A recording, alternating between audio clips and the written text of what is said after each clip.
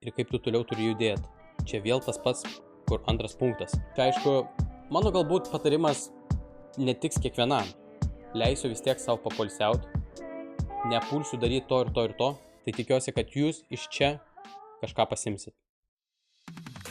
Aš turiu tikslus, nebe svajonės. Esu sunkiausias ir lengviausias dalykas. Malonu, kad atvykai. Labai gerai, kad nepuoliau vakar daryti, nes dabar sustačiau gerą idėją. If you look to the future, it's anxiety. If you look to the past, it's depression. So I look at the present. Negalvoti nei blogai, nei gerai.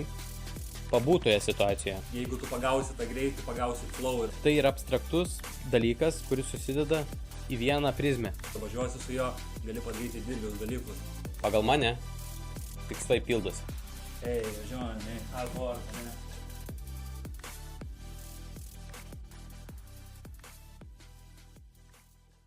Sveiki.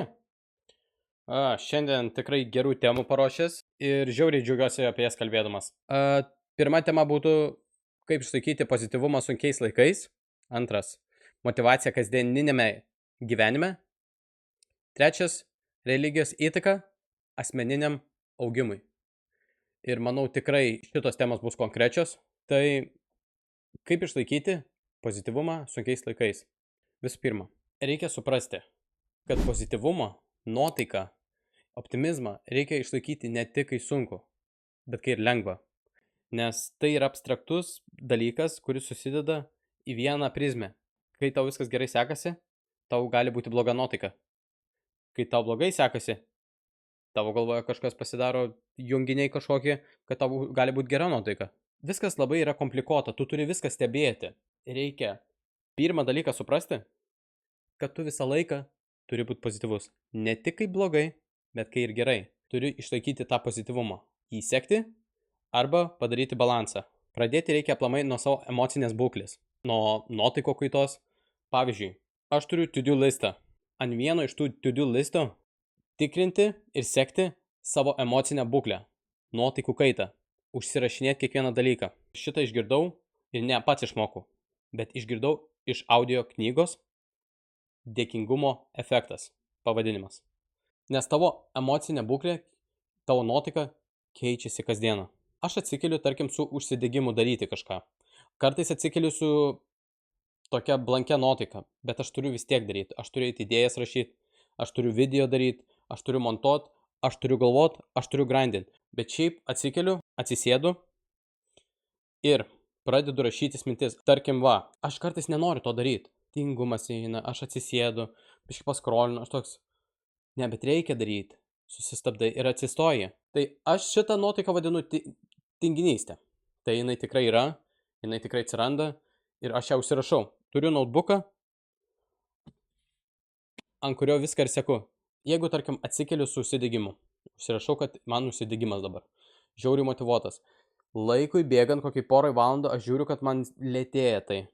Greit užsirašau, žiūriu, kaip galiu šitą nuotaiką išlaikyti, kad vis tiek neišdegtų man tas pozityvumas, neišdegtų man ta idėja, neišdegtų man tas užsidegimas ir kad aš vis tiek išlikčiau toj pačioj vietoj. Atsisėdu, pagalvoju, jeigu jau nebegaliu rašyti, nueinu įsijungiu podcastą, pažiūriu kažkokias idėjas, pažiūriu savo mėgstamiausius podcasterius, youtuberius, vėl užsikraunu tą, bet, ne tai, kad užsikraunu motyvacijos ir vėl einam daryti. Tada atsisėdu, nes mano ant to-do listo yra dar vienas punktas, ant kurio žymiu check. Sekti ne tik savo emocinę būklę, bet atsisėsti per dieną ramiai, kai tu jau nieko nedarai, arba kai darai, ir tada tiesiog nustoji daryti, mąstyti, reflektuoti, idėjas kurt, susistatyti prioritetus ir važiuoti toliau. Tai aš tada tiesiog atsisėdžiu, apgalvoju, kaip, kas ir kaip, atsisėdu toliau ir jau tada ramiai darau. Ir jau tada ta diena eina va šitaip. Tai aš tiesiog seku viską. O dabar, kai žinom tos tokius bazinius šiek tiek dalykus, pradinius, apie iššūkius galim prieiti. Tai savo punktuose aš esu užsirašęs, nes šito atmintinai aš nebūčiau išmokęs. Nepasiduoti spaudimui, kuris yra netikras. Nuteikti save sunkioje situacijoje, negalvoti nei blogai, nei gerai, pabūtoje situacijoje, pajusti ją iš vidaus, pajusti šiokį tokį neutralumą. Reikia praktikos tam, bet tam ir yra pastangos. Grįžti tada prie dalykų, dėl kurių žinai, kad esi laimingas. Dalykai, kurie tave stiprina iš vidaus. Tai šitą dalyką, kai mačiau, kaip parašyti ir suformuluot, tai yra, kad kai atsitinka gera situacija, nepradėk džiaugtis iškart.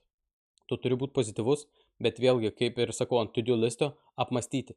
Atitrūk nuo pozityvumo ir nepozityvumo, būk neutralas, būk viduriuki ir pamastyk, kur, kas ir kaip tu toliau turi judėti. Čia vėl tas pats, kur antras punktas. Tu tiesiog turi mąstyti, kur tavo kelias eina ir kur tu padėtum koją, kur būtų kažkoks iššūkis. Aišku, tu jo nežinosi, nematysi, bet čia jau kai yra gerai. Toliau tada galvoji, kai yra blogai. Vėlgi, nepulk į paniką nuo nepozityvumo ir pozityvumo. Atitrūk. Būk vidury. Galvok, nuo ko tai prasidėjo. Kur gali būti sprendimas. Kur gali būti tas taškas. Mąstyk visus įmanomus variantus. Kur, kas ir kaip. Padėliok šiek tiek taškus. Padėliok savo gyvenimą. Nuo ko galėjo įeiti tas blogas dalykas. Aš nesakau, su kiekvienu dalyku tai gali būti. Daug kas gali blogai atsitikti. Labai blogų situacijų. Kur jau į neutralumą tu neįeisi. Čia jau turėsi pasirinkti pozityvas ar nepozityvas. Arba tiesiog išsiliejimas. Tu turi sustot, pamastyti ir biški pavinguriuoti aplink save. Išeiti iš savęs, kai sako think outside the box. Atsisėsk ir išeik iš savęs. Pavaikščiok ir pagalvok, kur, kas ne taip. O jeigu tu nerandi, kad kažkas ne taip, aš esu sakęs vienam savo video, nesiparink. Čia jau tada paleisk, nes jau eiga sustatys, kaip turi būti.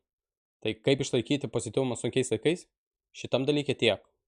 Jeigu kažkam kažkas sunku suprast, galėsit palikti komentarą. Aš paaiškinsiu plačiau kitame video. Prie kito. Motyvacija kasdienėme gyvenime. Mano manimu, čia yra sunkiausias ir lengviausias dalykas. Sunkiausias. Nes kadangi motyvacija yra toks ir iš pozityvumo atėjęs, ir ne, ir tuo pačiu jie nieko neturi bendro, šiek tiek, tai yra psichologinis dalykas labai. Labai priklauso nuo to, ko tu nori, kiek tu nori ir kaip tu to nori. Sunkiausias dėl to, kad tu psichologiškai greit palūžti. Gali palūžti. O lengviausias, nes žinai ties ko tu eini, kokio tikslo ir kokios svajonės tu nori ir ko tu sieki. Tas, kas tave daro stipresniu, laimingesniu ir geresniu.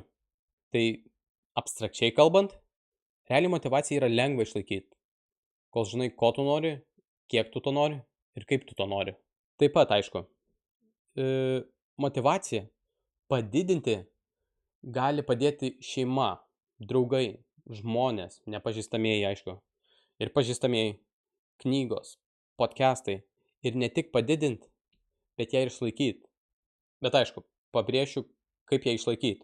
Čia aišku, mano galbūt patarimas netiks kiekvienam, bet galbūt jūs galite kažką iš to pasiimti ir savai padaryti. Tai galbūt jums ne tik šitas dalykas, bet jūs galbūt kažkiek pasimsit procentų iš to ir padarysit savo kukulį. Tai čia bus grįžtant prie to-do listo. Mano to-do listas skiriasi nuo darbo dienų ir savaitgalių. Nes savaitgaliais aš leidžiu savo poilsiauti. Ir nėra tas poilsiavimas, kad čilinimas visiškai.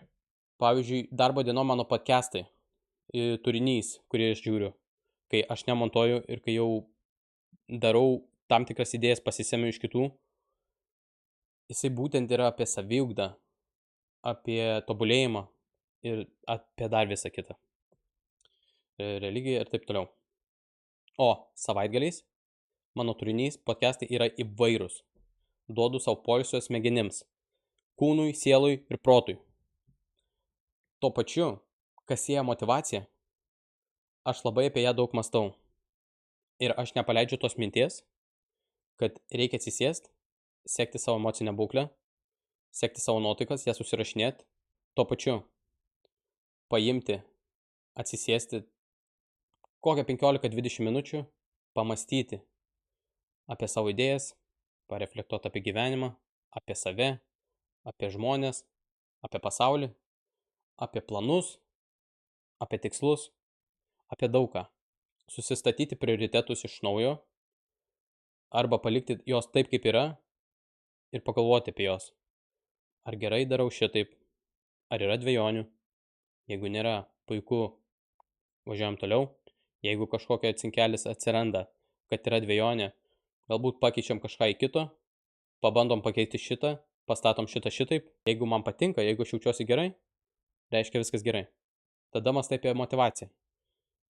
Ir tu nesėdi ir toks, blem, kaip aš pasiruošęs. Aš pasiruošęs dabar toliau eiti. Mesiu viską, tą savaitgalį ir einu toliau. Ne. Nes nuo to dalyko tau gali būti perdegimas. Motivacija yra toks dalykas, kuris atsiranda ir išeina. Ir kad ją susigrąžint, čia yra jau kitaip negu pozityvumas. Su pozityvumu yra panašiai, bet motivacija, jisai, bum, kai padarote, taip jau ir viskas. Turi išmokti valdyti savo emocinę būklę ir motivaciją, tą užsidegimą. Kai tu ją išmoksi valdyti, galėsi prieiti prie kito punkto, kaip padaryti stabilumą motivacijos. Atsisėsti ir galvoti, okei, darysiu šitaip, labai ramiai žvelgsiu į šitą, leisiu vis tiek savo papolsiaut, nepulsiu daryti to ir to, nes kitą dieną gali būti, kad aš palūšiu, mano žvakutė šitą užges ir aš nebenorėsiu daryti. Tai reiškia, šitas dienas aš duodu savo pagalvoti apie idėjas, bet labai ramiai, galbūt šitas bus. Pagalvojau šitą, einu greit užsirašysiu, padedu, nebegalvoju. Gal kilo man šitą idėją, o kažkur aš vaikštau lauke, nes poilsiauju. Paimu, užsirašau, pamirštu, įsidedu į kišenę ir leidžiu tai motivacijai man būti, bet labai stabiliai. Stengiuosi per daug į ją nebūti laimingas, nedaug į ją investuoti savaitgalį, laikyti tą stabilumą, kur kai kitą dieną atsikeliu, nu va, žinau, kad kažką rašiausi, dabar einu, atsikeliu, pasimeldžiu, paskaitau knygą, jeigu reikia, arba paklausau, pažiūriu podcastą, okei, dabar jau idėjos man įvairios eina, atsisėdu, pasirašau, ką šiandien darysiu, tada pasiemu tas kitas idėjas, va, šitą galima pakeisti taip, šitą galima sustatyti prie čia, šitą sujungsiu su šitu, o, šiauriai gerai išeina šitas dalykas. Labai gerai, kad nepoliau vakar daryti, nes dabar sustačiau gerą idėją. Ir tada tas kūne būna toks, blema, kaip fainai. Labai gerai mąsčiau, logiškai. Tas toksai šiuk. Ir tada motivacija tavo tokia padidėja ir vėl stabilumu plaukia. Va taip pas mane jinai eina. Tai tikiuosi, kad jūs iš čia kažką pasimsit. Religijos įtaka asmeniniam augimui.